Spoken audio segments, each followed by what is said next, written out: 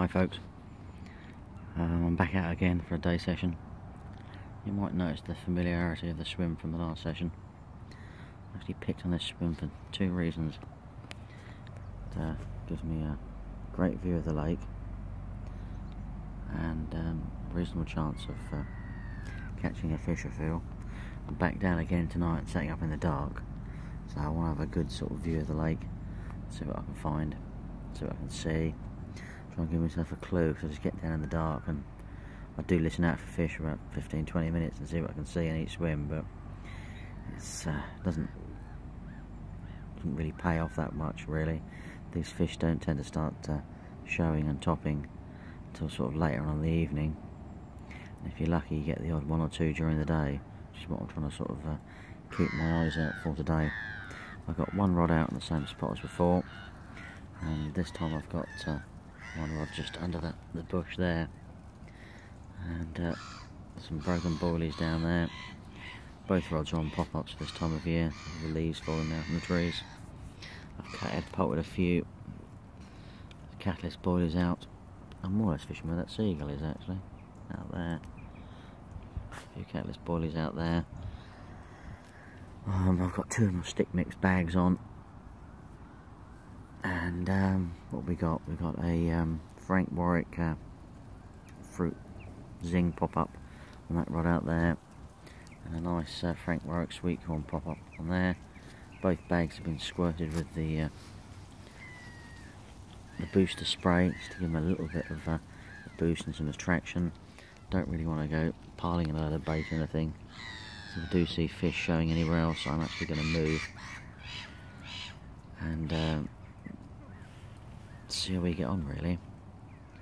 The weather conditions are quite mild, which is quite good, so hopefully with the reasonable temperature and stability in the pressure ish over the last few days, maybe these fish might start coming on the feed again. Don't know. Just got to say, observation is the key, and you've got to be in it to win it. An effort equals reward, so I thought I'd come out today, keep some observation. I did fancy going in this sort of like back bay area, but you just can't see anything from there, and I need to try and work out where to go tonight.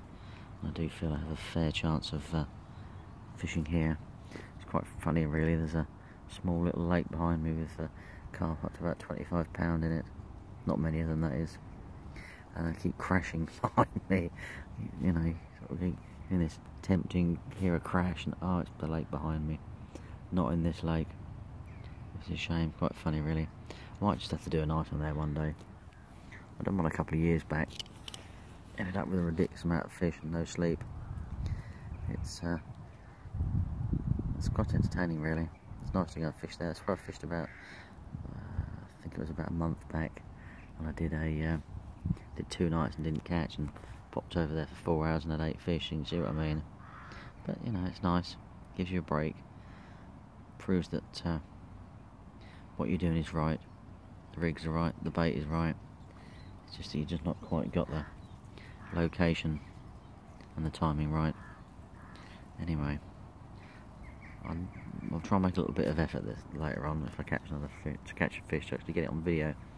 The problem is I've reduced the amount of tackle I carry, so I've got sort of like less tripods and things, which is a shame really, because it's nice to get fish on video, I feel.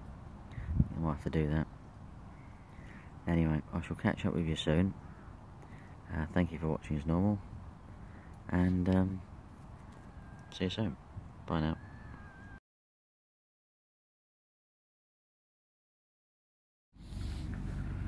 Well, a bit of an update. I saw fish showing in this area, so basically I've really bunged everything on the barra, moved round, and I'll see what happens really.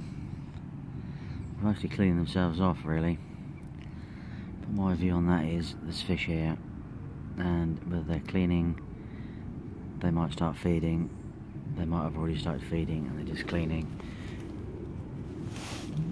It's all about being in the right area where the fish are, and I do seriously think that's where the fish are. They are around this area.